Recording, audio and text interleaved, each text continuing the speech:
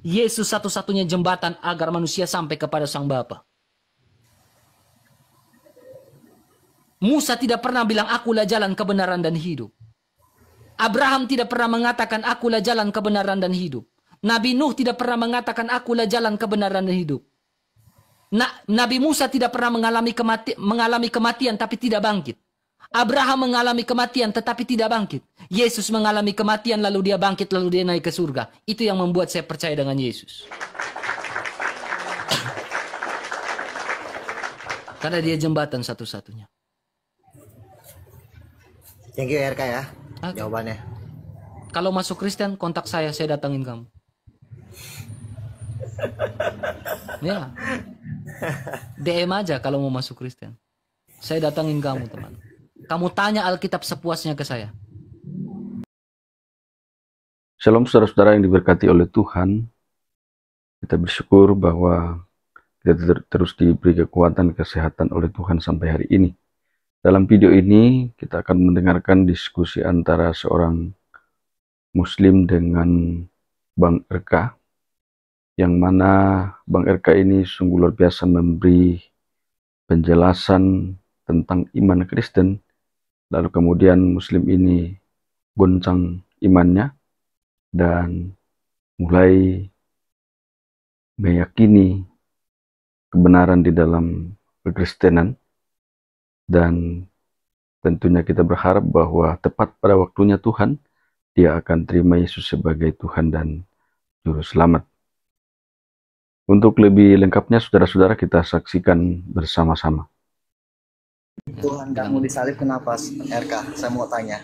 Tuhan saya tersalib karena apa? Ya. Gitu. Kenapa dia harus mati? Kenapa kok Tuhan kamu bisa disalib?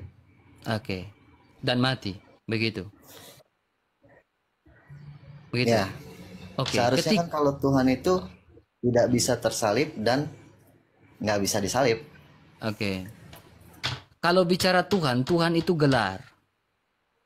Ya. Tuhan itu bukan nama. Jadi pandangan Kristen tentang Tuhan itu adalah sebuah gelar kepemilikan. Ya, gitu ya. Mengapa Yesus harus disalibkan? Kodrat ilahi yang mati dalam keadaan sebagai manusia. Karena Yesus memiliki dua kodrat. Sungguh-sungguh Allah dan sungguh-sungguh manusia. Nah, mengapa Yesus harus disalibkan? Mengapa dia harus mati? Nah, ini melihat dari sebuah latar belakang. Ya, sebelum kita masuk kepada poinnya, kita lihat latar belakangnya. Makanya kalau baca buku ada lihat latar belakangnya. Ya, mengapa Yesus harus mati? Ya, karena ketika penciptaan manusia, Allah menciptakan manusia serupa dan segambar dengan Allah. Mulia. Ya. Manusia belum mengenal yang namanya dosa.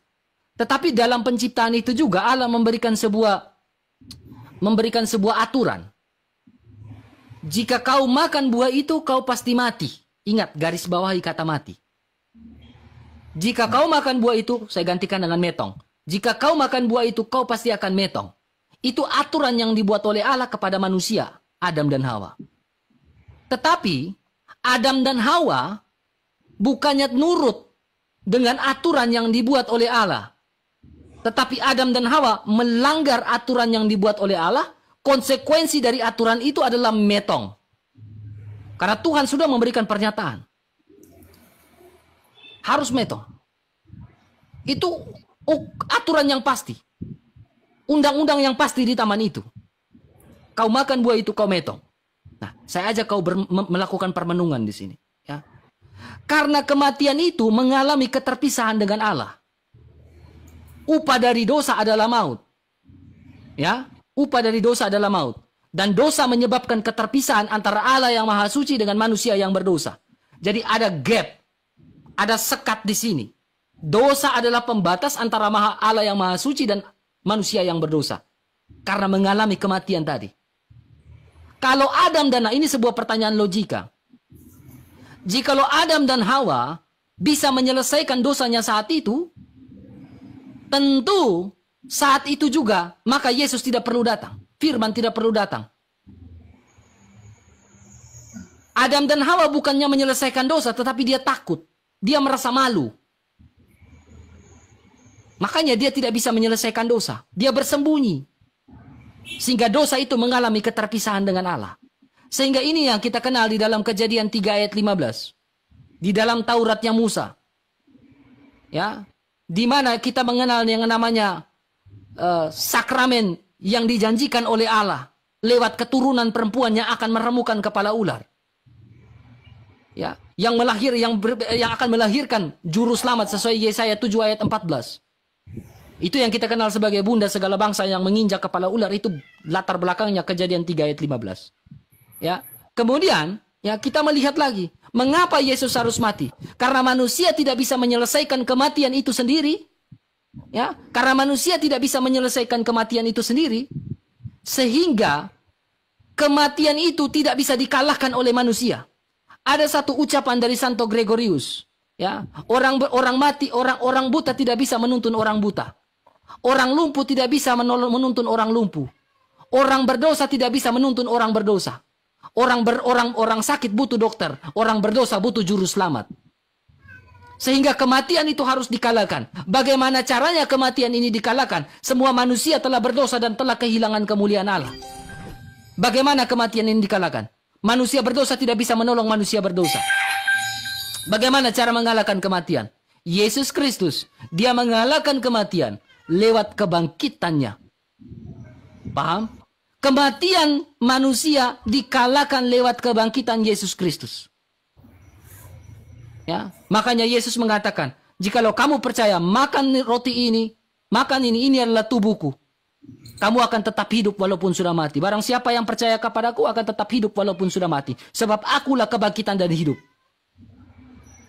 Juru selamat itu mengalahkan kematian yang sejak semula latar belakang itu dengan kebangkitannya. Paham? Ya. Terus ada lagi? Paham nggak sampai sini? Ada tanggapan tentang itu? Paham. Ya, jadi sekarang saya lakukan sebuah feedback, ya. Feedbacknya adalah gini, ya. Harus sebaliknya gini. Bagaimana teman, kalau kamu tidak percaya Yesus sebagai juru selamat yang mati lalu bangkit, siapa yang mengembalikan kematian atas dosa-dosamu dan dosa asalnya? Kamu punya dosa nggak? Oh pasti. Siapa yang mengembalikan kematian, dosa atas kematian itu, kematian atas dosa itu? Untuk kepercayaan saya Allah Subhanahu wa Ta'ala. Allah Subhanahu wa Ta'ala. Bagaimana cara Allah Subhanahu wa Ta'ala mengembalikan dosa kematian itu? Belum tahu saya saat ini. Kamu belum tahu. Makanya kamu selalu berdoa Al-Fatihah. Betul? Ihdinas siratal mustaqim. Betul. Berikanlah aku jalan yang lurus. Betul. Siapakah jalan yang lurus itu? Saya sendiri. Kamu sendiri. Berarti kamu adalah Tuhan yang menyelamatkan diri kamu sendiri. Kalau kamu adalah jalan yang lurus. Kan yang meminta saya, berikanlah jalan yang lurus. Kamu meminta kepada siapa dan siapa yang memberikan? Allah Subhanahu wa Ta'ala. Saya meminta kepada Allah Subhanahu wa Ta'ala. Apakah Allah Subhanahu wa Ta'ala adalah jalan yang lurus? Insya Allah lurus. Di mana perkataan dalam Al-Quran bahwa Allah Subhanahu wa Ta'ala mengatakan dia adalah jalan yang lurus? Kenapa? Adakah di dalam Al-Quran Allah mengatakan dia adalah jalan yang lurus? Oh, saya belum paham saat ini ya, belum. Siapa yang pernah mati lalu bangkit lalu bilang Islam itu adalah yang benar? Tidak tahu saya. Kenapa saya menjadi Kristen dan pengikut Kristus? Karena Yesus Kristus mengalami kematian. Dia bangkit lalu dia menceritakan bahwa akulah jalan kebenaran hidup. Percayalah kepadaku supaya kamu tidak binasa. Kalau ada orang Islam yang pernah mati lalu bangkit, lalu menceritakan bahwa Islam adalah inna dina indallahi islamu, saya masuk Islam sekarang. Serius, Bang. Saya akan masuk Islam. Kenapa saya masih Kristen? Karena saya percaya Yesus mati, dia bangkit, lalu dia menceritakan. Bukan cuma itu, dia buktikan. Lazarus, dia mengalami kematian, dia dibangkitkan oleh Yesus. Dia takut dengan dia cerita tentang Santo Lazarus itu. Dia termenung, dia meratapi kematian dia itu. Dia melihat segala kejadian aneh ketika dia mengalami kematian itu. Lalu dia memilih untuk memutuskan mengikuti Yesus Kristus. Nah, siapakah di antara kalangan Islam yang sudah di surga? Lalu siapakah yang melihat bahwa para sahabat sudah di surga? Sahabat Nabi sudah di surga. Saya nggak tahu kalau itu. Itulah yang kamu harus ikut Yesus biar kamu tahu kebenaran itu seperti apa, bukan kebetulan. Itu alasan saya ikut Yesus, teman. Kalau para sahabat itu sudah di surga, siapa yang menceritakan, apakah Nabi Muhammad pernah mati lalu bangkit, lalu dia bilang para sahabat sudah di surga? Dia melihat sendiri. Nabi Muhammad kan belum bangkit.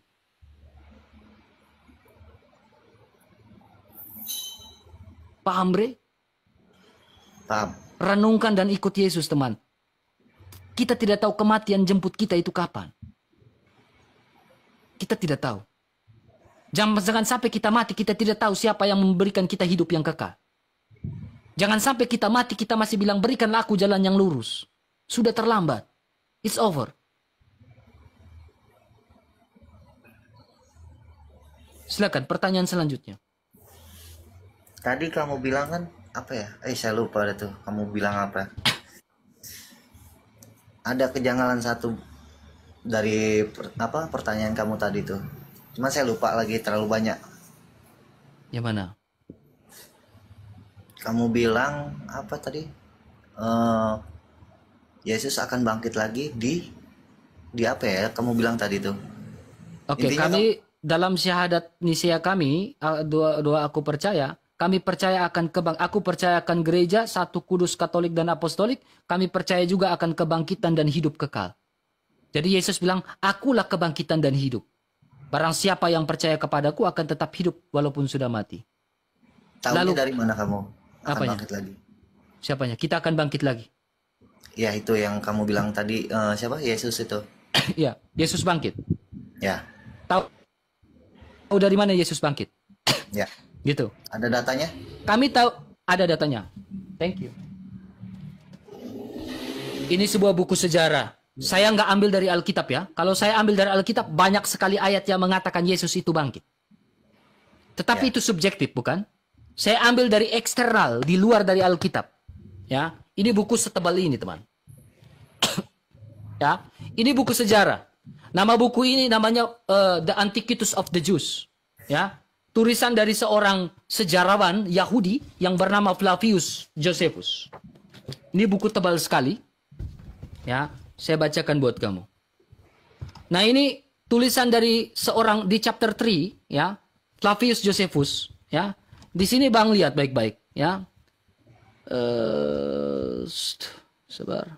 Nah, di sini dia mengatakan, "They are alive again the third day." Iya. Dia bangkit pada hari ketiga. Ini buku sejarah. Ya, ini Flavius Josephus, ini bukunya. Hampir 1 juta lebih, Bang. Ini buku 1 juta lebih. Ini buku sejarah dari awal penciptaan, ditulis sejarah, sudah kita baca semua. Kalau saya ambil di Alkitab banyak. Sejarawan saja mengatakan Yesus itu bangkit. Dia mati pada pemerintahan Pontius Pilatus. Makanya syahadat iman rasuli kami mengatakan aku percaya akan Allah Bapa, Maha Kuasa, pencipta langit dan bumi. Ya. Kami percaya dan akan satu Yesus Kristus Tuhan kita. Dikandung dari Roh Kudus dari perawan Maria. Ya. Kami percaya dia mati dalam pemerintahan Pontius Pilatus, disalibkan, wafat dan dimakamkan. Yang turun ke tempat penantian pada hari ketiga, ia bangkit dari antara orang mati. Jadi Alkitab itu berbicara sesuai sumber fakta dan sumber sejarah juga. Ini yang namanya berbicara tentang wujud dari paradosis yang kudus. Paradosis itu apa? Tradisi secara tertulis dan tradisi secara lisan. Ya, tradisi lisan itu ada. Ya. Inilah yang kami nampak, tradisi lisan, paradosis yang kudus kami mempercayai dari cara ibadahnya, liturginya seperti apa. Semuanya runutan dari para rasul semua. Sampai sini paham? Silakan, ada pertanyaan lain? Paham. Satu lagi, ini terakhir untuk silakan. Pertanyaan saya. Yesus, kamu itu turun ke dunia itu untuk apa tujuannya? Karena kasih Allah begitu besar, karena kasih Allah begitu besar terhadap dunia ini, mengaruniakan putranya yang tunggal. Ya. Kasih Allah begitu besar, Tuhan tidak mau kita binasa. Sehingga Hanya dia itu harus juga. datang menggantikan kita. Ya, tetapi bukan, Yesus itu bukan ciptaan. Ya. Dia dilahirkan dan diperanakan dalam bahasa Yunani namanya prototokos, yang sulung. Dia keluar dari sang Bapa. Firman itu keluar dari sang Bapa karena kasih Allah itu begitu besar terhadap manusia. Tidak menginginkan semua manusia binasa. Allah itu tidak bisa dilihat. Lalu kalau Allah itu tidak bisa lihat karena tidak berwujud, bagaimana manusia bisa diselamatkan? Kalau bukan Yesus Kristus yang mengkafir manusia yang berdosa. Kita manusia yang berdosa, ini sang Bapa. Yesus Kristus adalah perantara satu-satunya yang tidak berdosa untuk mengkafir manusia yang berdosa di hadapan sang Allah yang maha suci. Tadi kan ada gap di tengah-tengah kan, saya buat tadi. Dia adalah jembatan perantara antara manusia yang berdosa dengan Allah yang maha suci. Kalau tidak ada jembatan, bagaimana manusia melewat jembatan itu, jalan lurus itu? Sehingga dia bilang, akulah jalan kebenaran dan kehidupan. Barang siapa yang tidak percaya kepadaku, ya, ia akan binasa.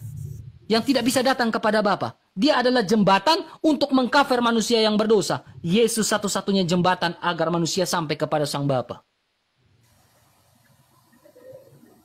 Musa tidak pernah bilang, akulah jalan kebenaran dan hidup.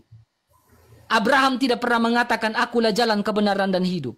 Nabi Nuh tidak pernah mengatakan, akulah jalan kebenaran dan hidup. Nabi Musa tidak pernah mengalami kematian tapi tidak bangkit. Abraham mengalami kematian tetapi tidak bangkit. Yesus mengalami kematian lalu dia bangkit lalu dia naik ke surga. Itu yang membuat saya percaya dengan Yesus. Karena dia jembatan satu-satunya. Thank you RK ya. Oke. Jawabannya. Kalau masuk Kristen, kontak saya datangin kamu. Ya. DM aja kalau mau masuk Kristen. Saya datangin kamu, teman. Kamu tanya Alkitab sepuasnya ke saya. Luar biasa Bapak Ibu Saudara-saudara, Bang RK ini boleh dipakai oleh Tuhan untuk terus beritakan Injil, sehingga ada banyak orang yang mendengar Injil dan bahkan percaya Yesus sebagai Tuhan dan Juru Selamat. Semoga video ini boleh bermanfaat, dan terlebih harapan kita bersama bahwa semakin hari semakin banyak jiwa yang diselamatkan oleh Tuhan, yang terima Yesus sebagai Tuhan dan Juru Selamat. Karena itu terus beritakan Injil dimanapun saudara dan saya berada, agar Kristus yang dimuliakan, dan terlebih ada banyak orang yang terima Yesus sebagai Tuhan dan Juru Selamat. Sampai jumpa di video-video berikutnya, dan Tuhan Yesus memberkati.